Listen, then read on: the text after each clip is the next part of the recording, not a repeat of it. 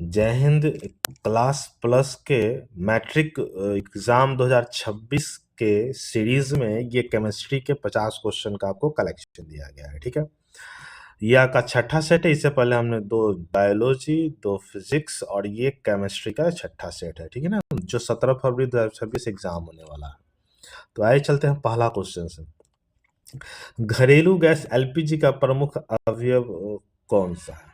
देखिए, घरेलू गैस में प्रमुख अवयव जो है, सही ऑप्शन क्या हो जाएगा इसमें? ब्यूटेन। ब्यूटेन को C4H10 लिखते हैं। ठीक है, दूसरा क्वेश्चन है, कार्बन की परमाणु संख्या कितनी है? तो देखिए, कार्बन का परमाणु संख्या कितना है ये जानते हैं, 6 होता है कार्बन का परमाणु संख्या। ठीक है, क्वेश्चन नंबर 3, COO फ्लोरीन की आकृति निम्नलिखित में से किसके आकार की होती है? ठीक है ना, देखिए फ्लोरीन जो होता है वो 6 ये हेक्सागोन का कलेक्शन होता है, जो एक फुटबॉल आकार का होता है। ठीक है, क्वेश्चन नंबर 4, क्वेश्चन नंबर 4 है, मालाचाइट किस धातु का अयस्क है? ठीक है ना, तो मालाचाइट किसका है? Cu, कॉपर का अयस्क है। ठीक है, चलिए अगला क्वेश्चन हम लोग चलते हैं, निम्नलिखित में से कौन अधातु है? तो अधातु है, तो ये आपको आयरन, कॉपर और निकेल तो धातु है। ये एस जिसको हम आर्सेनिक बोलते हैं अधातु है। इसमें आप सिलिकॉन, जर्मेनियम, एंटीमनी ये सब आता है। ठीक है ना, उपधातु सब। ड्यूरालुमिन किस धातु का मिश्र धातु है? ठीक है ना, तो देखिए ड्यूरामिलिन किसका है? एल्युमिनियम का मिश्र धातु है। ठीक है ना, अगला क्वेश्चन आपका है, कैलामाइन निम्नलिखित में से किस धातु का अयस्क है? कैलामाइन के बारे में आपसे पूछ रहा है। तो कैलामाइन किसका है आपका?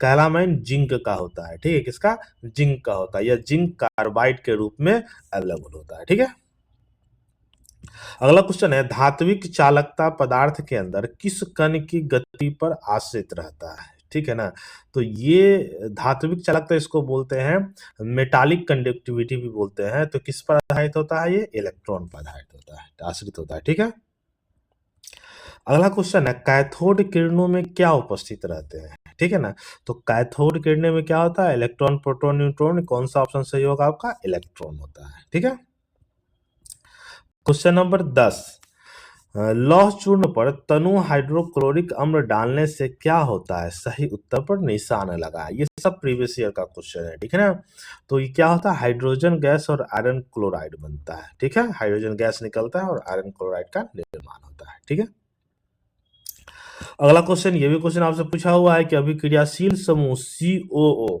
कहते हैं, किसको कहते हैं? तो CO क्या होता है? ये कार्बोनिल समूह कहते हैं CO को। ठीक है ना, किसका बोलते हैं? कार्बोनिल समूह को कहते हैं। अगला क्वेश्चन है, एथेन का आणविक सूत्र C2H6 है, तो इसमें क्या क्या होता है? ठीक है ना, तो C2 और H6 है, तो देखिए एक कार्बन का होता है और 6 हाइड्रोजन का होता है। टोटल कितना है? 7 सहसंयोजक बंधन है। ठीक है,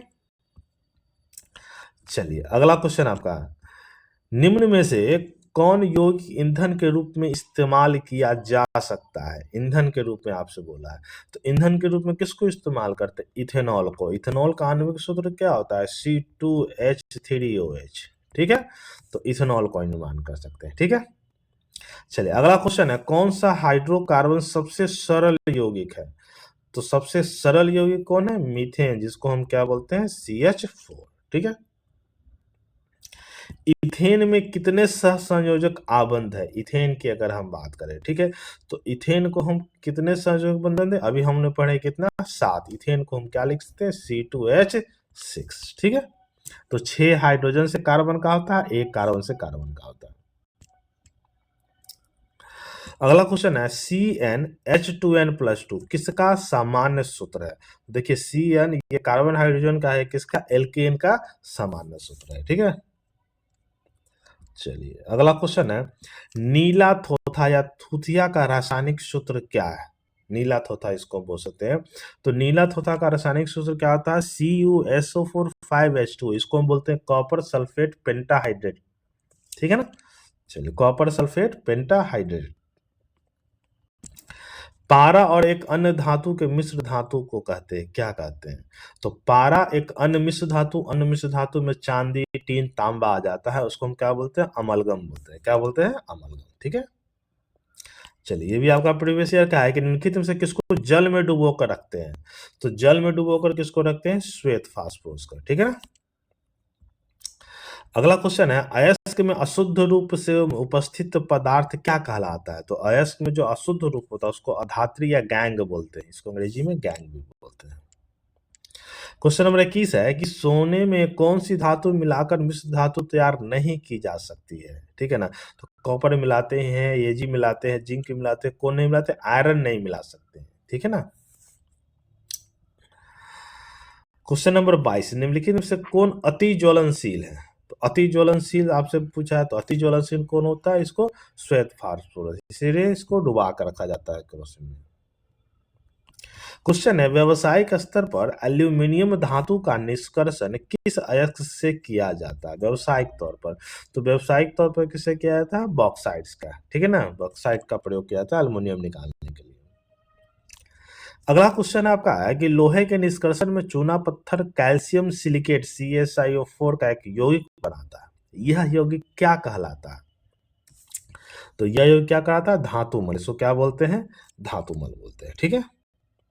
अगला क्वेश्चन आपका है, किसी तत्व के गुण धर्म का दो या दो से अधिक विभिन्न रूपों में प्रस्तुतिकरण तत्व क्या कहलाता है? तो विभिन्न रूपों में जो एक ही चीज अलग अलग प्रस्तुतिकरण के साथ होता है उसको बोलते हैं अपरूप। क्या बोलते हैं? अपरूप बोलते हैं, ठीक है? अगला क्वेश्चन आपका है कि धातुओं की प्रकृति होती है, कैसी होती है धातुओं का प्रकृति? तो धातु को क्या होता है? वो धनात्मक होता है। क्या होता है? धनात्मक। अगला क्वेश्चन आपका है कि जस्ता का अयस्क है कौन सा है? ये सारे आपके प्रीवियस क्वेश्चन है। तो जस्ता का अयस्क कौन है? Zinc blende. कौन है आपका? जिंक ब्लेड, ठीक है? अगला क्वेश्चन है, सिलिकॉन है एक, सिलिकॉन क्या है आपका? तो सिलिकॉन क्या है आपका? उपधातु है। कौन सा है? उपधातु है। आप क्विक रिवीजन कर सकते हैं, इसको देख सकते हैं कितना आपसे बनने लायक है। आभूषण बनने वाला सोना कितने कैरेट का होता है? तो हम भी जानते हैं कि आभूषण बनने वाला सोना 22 कैरेट का होता है, शुद्ध सोना 24 कैरेट का होता है, ठीक है? निम्न में से कौन सा उत्कृष्ट उत्कृष्ट तत्व को हम बोलते हैं नोबल गैस? क्या बोलते हैं? Noble gas, noble element. तो उत्कृष्ट तत्व कौन सा है? आर्गन। नोबल में क्या आता है? He, हीलियम, नियोन, आर्गन, ये सब नोबल में आते हैं, ठीक है?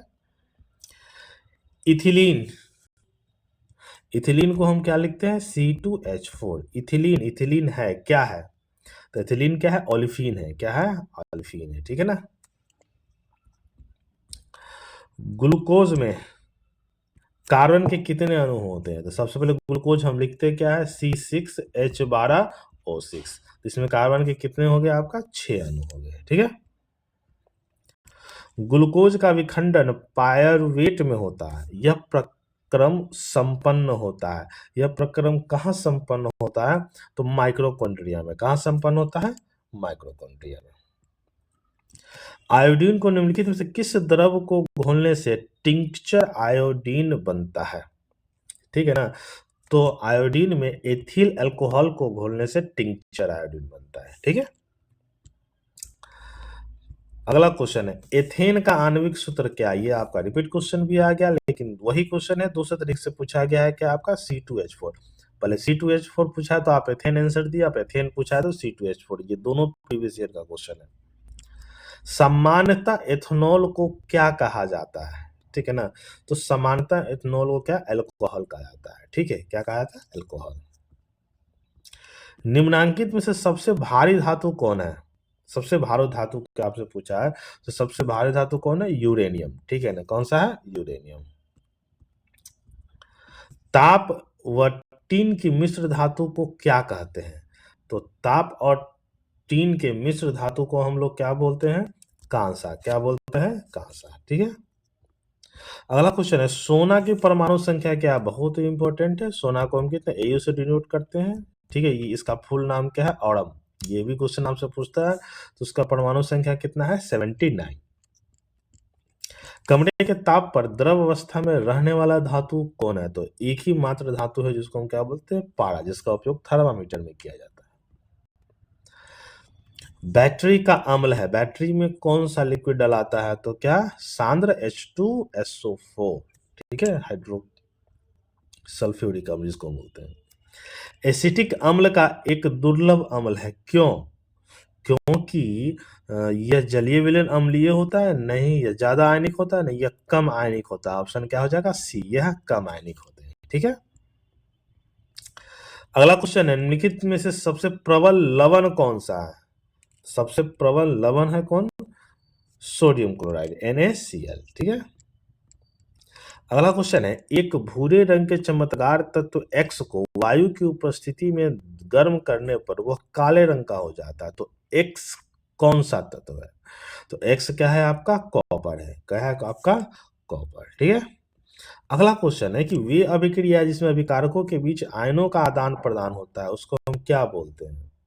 तो जो आयनों का आदान प्रदान होता है उसको द्विविस्थापन अभिक्रिया बोलते हैं। ठीक है, अगला क्वेश्चन आपका है, रासायनिक अभिक्रिया के दौरान किसी पदार्थ में ऑक्सीजन का ह्रास होता है, तो ऑक्सीजन का नुकसान होता है, उसको हम क्या बोलते हैं? उपचयन। क्या बोलते हैं? उपचयन, इसको हम ऑक्सीडेशन बोलते हैं। क्वेश्चन आपका, निम्नलिखित में से कौन सा युग्म एकल विस्थापन अभिक्रिया प्रदर्शित करता है? ठीक है ना, तो देखिए एकल विस्थापन अभिक्रिया जो प्रदर्शित करता है वो क्या? AgNO3 और CO। देखिए इसका हम आपको आंसर भी हमने दिया है, यहाँ पर देखिए कॉपर को AgNO3 से अभिक्रिया कराया जाता है तो कॉपर सिल्वर को विस्थापित करता है। ठीक है ना, कॉपर किसको? सिल्वर को विस्थापित, कॉपर के बदले सिल्वर, सिल्वर के बदले कॉपर आ जाता है। ठीक है, अगला क्वेश्चन है, जिंक और सल्फ्यूरिक अम्ल के बीच अभिक्रिया से निम्नलिखित में से कौन सी गैस निकलती है? तो इसकी अभिक्रिया से कौन सी गैस निकलती है? हाइड्रोजन गैस निकलती है। ठीक है, क्वेश्चन नंबर 39, रासायनिक अभिक्रिया में भाग लेने वाले पदार्थ को क्या कहा जाता है? तो देखिए रासायनिक क्रिया में जो भाग लेते हैं उस पदार्थ को क्या बोलते हैं? अभिकारक बोलते हैं। क्या बोलते हैं? अभिकारक। ठीक है, और क्वेश्चन नंबर 50 आपका अंत में है कि निम्नलिखित से कौन ऑक्सीकरण की क्रिया नहीं है? तो जो ऑक्सीकरण क्रिया नहीं है कौन सा? अवक्षेपण ऑक्सीकरण की क्रिया नहीं है। तो ये आपका था 50 क्वेश्चन का कलेक्शन। केमिस्ट्री का ये दूसरा सेट था और टोटल आंकड़े छठा सेट है। इसको आप पढ़िएगा, अच्छा लगे तो शेयर कीजिएगा, लाइक कीजिएगा, कमेंट्स कीजिएगा। धन्यवाद।